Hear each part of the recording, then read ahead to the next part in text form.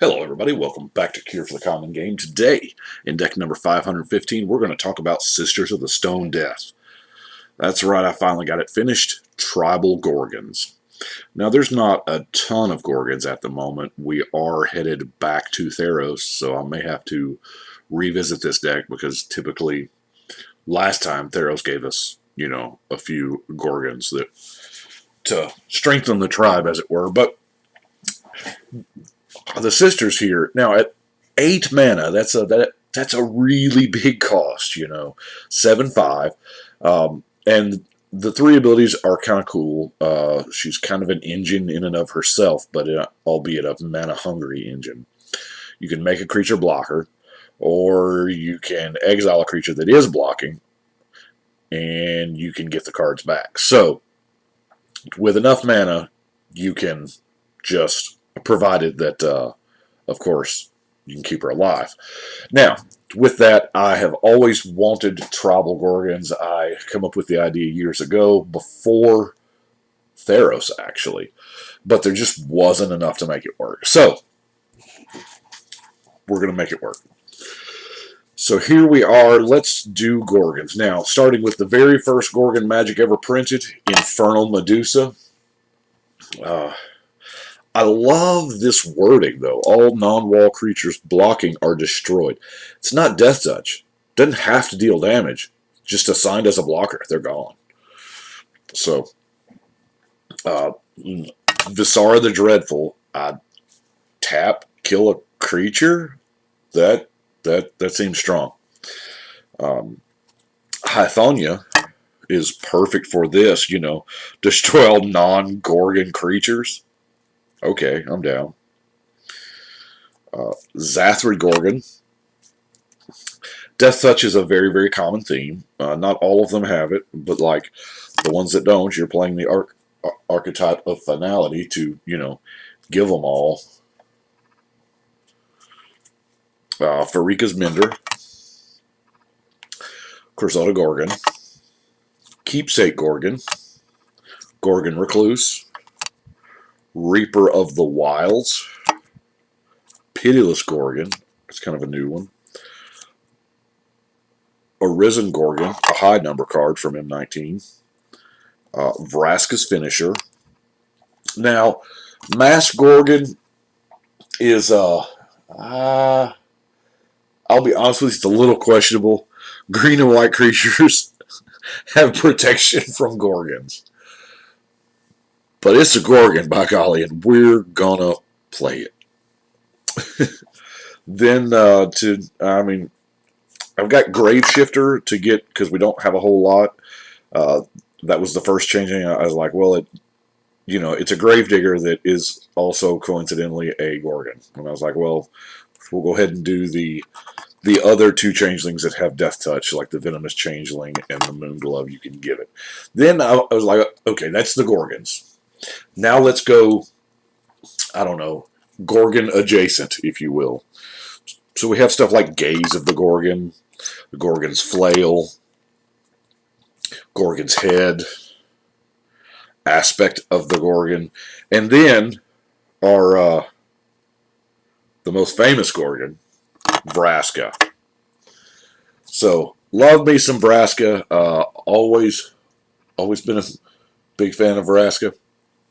And we've got several. We've got Vraska the Unseen, Vraska the Relic Seeker, Vraska Scheming Gorgon, Vraska Regal Gorgon, and of course the Vraska Swarm's Eminence. So those are our Vraskas. And then, she's got some specific cards like the Stone Glare that went with her, Vraska's Contempt. So that's what we're doing. If you'll notice, a lot of Death Touch. It's going to make things like Overrun particularly good because Trample and Death Touch are just amazing together. I know I've explained that many times, but yeah, the Trample Touch, being able to assign 1 damage to the blocker, regardless of how big they are, and then trample over the rest, is really close to just unblockability.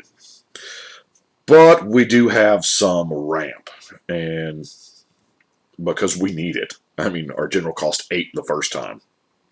You know, got our Soul Ring, Rampant Growth, Farseek, Seer's Lantern, Nissa's Expedition, Ranger's Path, Journey Discovery, the Golgari Trio and the Signet, Locket, Cluestone, and the Spectral Searchlight. So with that, that should be enough to get us to where we're not waiting until turn 8 to begin our game, you know. A little bit of card draw, all black. I mean, Sign in Blood, Read the Bones, Painful Lesson. Can we focus a little bit, camera? I would really like to read the text. There we go. Painful Lesson, Underworld Connections, Wretched Confluence I have in the card draw slot, because that's probably what I'm going to do with it, you know. And then Diabolic Tutor, while not card draw, it, can go and get us that overrun that we so desperately want. Removal, Naturalize, Terror, Windstorm, Murder, Putrefy, which, by the way, there are... Black and green have some amazing removal, a lot of which tend to lean a little more toward the expensive side. If you've got them, run them. I mean, Abrupt Decays and all that kind of stuff. But Death Sprout, I put this in the removal side instead of the ramp slide because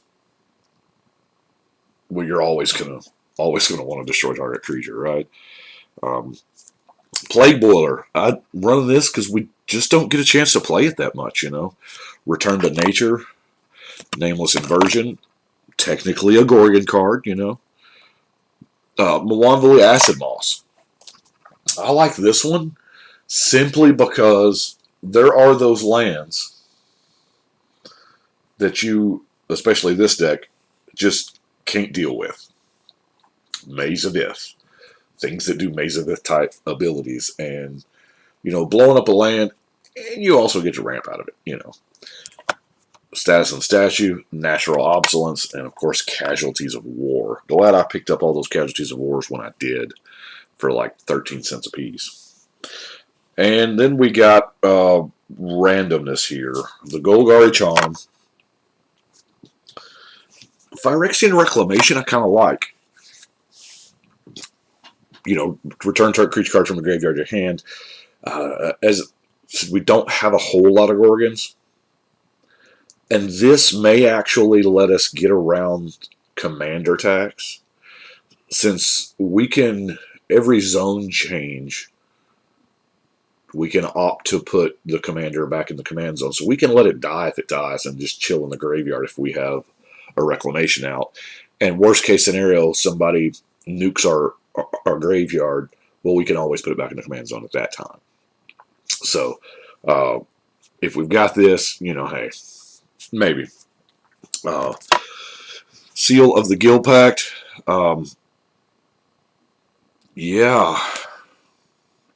Buys down the cost of, everything. And then Undercity Uprising. Yeah. It's kind of an expensive combat trick. It's not even a combat trick, it's sorcery, but it does have Vraska in it. That's kind of, it led me there. And then we get to our lands with Evolving Wilds. Oh.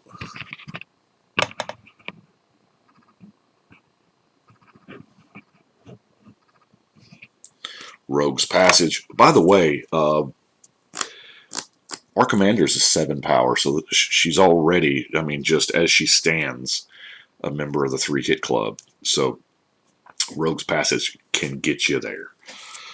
Jungle Hollow, Llanowar Waste, Golgari Rot Farm, Golgari Guildgate, and Transguild Promenade. And that is it for Tribal Gorgons, the Sisters of the Stone Death.